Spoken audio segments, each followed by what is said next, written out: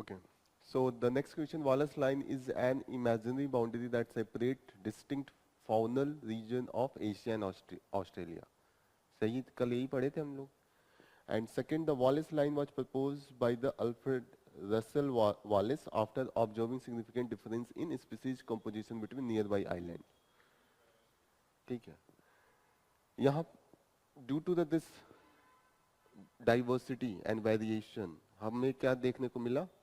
Biogeography. Biogeography किसके impact से होता है? जोग्राफिकल एंड क्लाइमेटिक कंडीशन के कारण जो स्पीसीज वैरी करते हैं. तो that is there.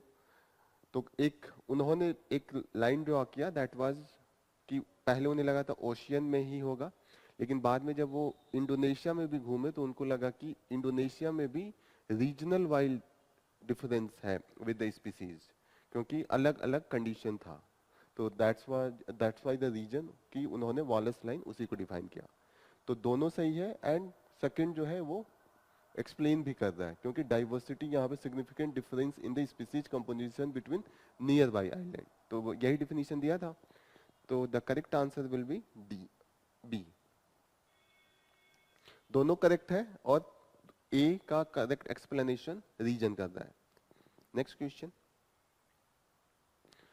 With reference to the 2023 Forest Conservation Act amendment, consider following statement. पहला कह रहा है it restrict definition of forest to legally declared or notified forest. सही है कि गलत? It include all forests that were recorded in government record before October 1980. Third, Supreme Court has upheld broader definition of forest from 1996 ruling.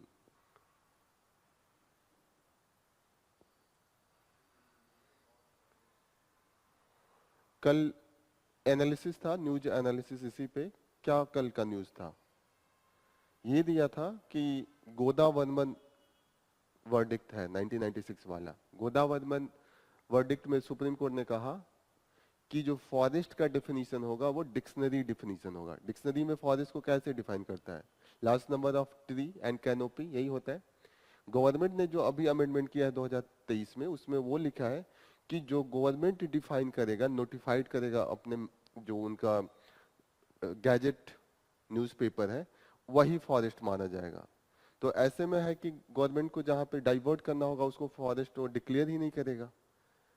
ऐसे diversion है ना, इसी को लेके विरोध हो रहा है. तो पहला तो सही है क्योंकि it is strict definition of forest, क्योंकि वो फॉरेस्ट कंजर्वेशन एक्ट की बात कर रहा है. तो वो तो गवर्नमेंट ने यही डिफाइन किया. लेकिन जो सुप्रीम कोर्ट का जजमेंट था, सुप्रीम कोर्ट हमने जजमेंट में बोला था कि डिक्शनरी डेफिनेशन में जो होता है वही फॉरेस्ट आप डिफाइन कीजिएगा. तो सेकंड भी सही है. थर्ड वाला गलत है क्योंकि बिफोर नहीं आफ्टर. उन्होंने कहा 1980 के बाद से जितना भी रिकॉर्ड होगा that will be considered as the forest. तो 1 and 3 इज द करेक्ट. तो B will be the correct answer. Godavarman judgment बहुत न्यूज में है क्योंकि विरोध हो रहा है अमेंडमेंट का, कि गवर्नमेंट चाहती है कि अमेंड करके जहाँ पे भी माइनिंग एरिया है उसको हम डाइवर्ट करें. जो एक्टिविस्ट हैं, इन्वायरमेंटल एक्टिविस्ट, वो इसका विरोध कर रहे हैं. सुप्रीम कोर्ट में भी अपने जजमेंट में कंटिन्यूसली डायरेक्शन दिया है स्टेट गवर्नमेंट को कि आप जितना भी फॉरेस्ट एरिया है उसको आप रिकॉर्ड करके as per the definition of dictionary आप हमें दीजिए. Next question. Match the following biogeographical zone of India with their corresponding features. Himalaya, western Ghat, Deccan plateau, Sundarban. उधर कैरेक्टरिस्टिक फीचर दिया है largest area tropical and deciduous forest, high altitude cold desert and alpine meadows. Third में दिया है biodiversity hotspot, heavy rainfall region. And third दिया है mangrove ecosystem home to the royal tigers. तो सबसे पहले कौन सा मैचिंग इजी है? मैनग्रोव एंड सुंदरबन, क्योंकि ये तीनों तो पहाड़ी थोड़े बहुत एरिया की बात कर रहे हैं. सुंदरबन मैनग्रोव है समंदर के किनारे, तो ये इजीली हो जाएगा. फिर आप देखते हैं वेस्टर्न घाट आप इजीली कर सकते हैं, हैवी रेनफॉल होता है, सबसे ज्यादा रेनफॉल वेस्टर्न घाट में है, तो 2 सेकेंड्स आ जाएगा. अब देखिए डेक्कन में कितना भी होता है, एल्पाइन मीडोज नहीं पाया जाता है. Alpine meadows always in the Himalaya. तो दिस एंड डेक्कन प्लेटू ऐसे बचा, तो that will B A. Clear हो रहा है? सो आंसर 4 का डी, 1 का B, 4D, 1B, A will be the correct answer. समझ में आ रहा है? Next question, maternal mortality rate in India has been declining in recent year. Reason है the introduction of scheme like the Janani Suraksha Yojana and Pradhan Mantri Surakshit Matritva Abhiyan has improve the maternal health care. तो पहला सही है, डिक्रीज किया है. अभी हम कल ही जो रिपोर्ट है उसमें है कि अंडर 100 आ गया है, 97 पे चला गया है. मैटरनल मोर्टेलिटी रेट क्लियर है ना, that is the death rate during the child birth, labour pain के कारण जो होता है वही होता है. यहाँ पे 1 लाख में हम काउंट करते हैं. 1 लाख में अभी इंडिया का 97 है. तो वी हैव अचीव द जो हमारा सस्टेनेबल डेवलपमेंट गोल में जिस तरीके से टारगेट है उस तरीके से हम अचीव किए हैं. और उसका रीजन है जो जननी सुरक्षा योजना है, प्रधानमंत्री मातृत्व अभियान है, ये सब कहीं ना कहीं हेल्प प्रोवाइड कर रहे हैं. तो B will be the correct answer. दोनों सही है और करेक्ट एक्सप्लेनेशन है कि क्यों वो डिक्लाइन किया है. Next question, match the following key terms related to the deep sea mining and mineral exploration with their description. कल ये न्यूज में था, केरला ने विरोध किया है. जो सेंटर का डिसीजन है डीप सी माइनिंग के लिए उन्होंने प्राइवेट कंपनी को दिया है. तो कल इसमें एक्ट भी डिफाइन था. की टर्म है पॉलीमेटालिक नोडुल्स. सेकंड है exclusive economic zone, deep sea mining, offshore area mineral act. जो इसका डिस्क्रिप्शन है, rock rich in manganese, nickel, copper and cobalt found on the seabed. Second, a maritime zone where a country has right over maritime resource up to 200 nautical miles. Okay. Extraction of mineral resource from the ocean floor. Legislation governing exploration and mining of seabed resource in India. तो पहली बार legislation की बात हो रहा है तो act से ही आएगा. तो ये इजीली आप इसको मैच करा देंगे. बच्चा इसमें थोड़ा सा कंफ्यूजन होगा. ठीक है, तो डीप सी माइनिंग क्या होगा? सबसे पहले इन्होंने कहा एक्सक्लूसिव इकोनॉमिक जोन जो होता है that is the 200 miles from the, आपका कौन सा होता है, सी लाइन, कोस्टल लाइन जो होता है. तो ये मैच हो गया. Deep sea mining, extraction of mineral resource from the ocean floor, तो ये डीप सी माइनिंग हो गया. हाई सी भी कहते हैं इसको. एंड जो ए का हो गया अपने आप नोडुल्स हो गया, that is the manganese, nickel, copper. कल हम लोग डिस्कस कर रहे थे पॉलीमेटेलिक नोडुल्स. आजकल एक्सट्रैक्शन की बात हो रहा है क्योंकि वहां पे माना जा रहा है कि जो क्रिटिकल मिनरल्स हैं वो भी हम वहां से निकाल सकते हैं. Clear? So the correct answer will B, पहले का ए का 1, 2 का बी, सीधा सीधा है. ठीक है. Question number 9, one country two system policy was initially designed to address the Taiwan issue. Second है Taiwan has accepted one country two system model proposed by China. पहला सही है.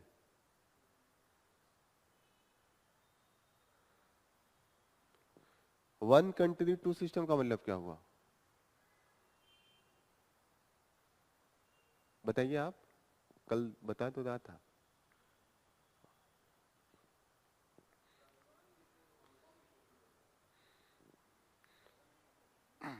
वनली थोड़ी दिया है.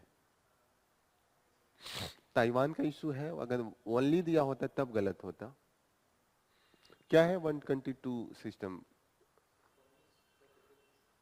हाँ, कि सिस्टम दो रहेगा, कम्युनिस्ट को भी हम करेंगे, कैपिटलिस्ट को भी करेंगे, लेकिन कंट्री सिर्फ चाइना को रिकॉग्नाइज करेंगे. यहाँ पे प्रपोज किया गया है लेकिन ताइवान नहीं एक्सेप्ट करता है, नहीं हांगकांग एक्सेप्ट करता है. एक और एरिया मकाऊ वो भी नहीं करता है, वो भी उस पे भी वो अपना करते हैं. तो पहला तो सही है, दूसरा गलत है. तो A is true, R is false. C will be the correct answer. Last question, which government body is responsible for the auction of the offshore mineral block in India? National Minerals Exploration Trust, Geological Survey of India, Union Ministry of Mines, National Institute of Oceanography. कौन है?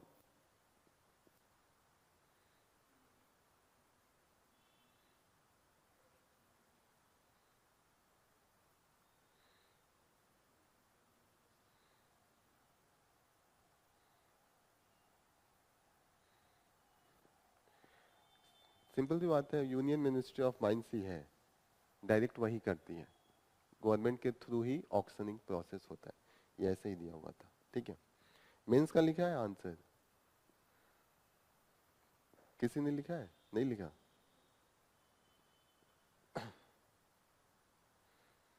Question था explain the role of meteorological data in developing crop calendars. फिर है how can this calendars help in mitigating the adverse effect of climate change. तो introduction कैसे करेंगे? पहले पूछ रहा है explain the role of meteorological data, तो सबसे पहले तो आप यही डिफाइन कर दीजिए, या तो इसके साथ ही स्टार्ट करें, या तो जो हम क्लाइमेट चेंज के कारण इश्यूज फेस कर रहे हैं आप उससे स्टार्ट कर सकते हैं, दोनों इंट्रोडक्शन हो सकता है। ठीक है, फिर डायरेक्ट क्वेश्चन पे आइए जो मेन डिमांड है, तो इसका रोल बता सकते हैं कि क्या है, कैसे रोल पे कर सकता है कि प्रॉपर तरीके से क्रॉपिंग सीजन का एकदम डेट बता सकता है, हमें मैपिंग करने में इजी होगी कहाँ पे रिसोर्सेज हैं, डेटा के अनुसार हम करेंगे। क्रॉप रोटेशन की जो बात कर रहे थे हम वो भी कर सकते हैं एज पर द डेटा।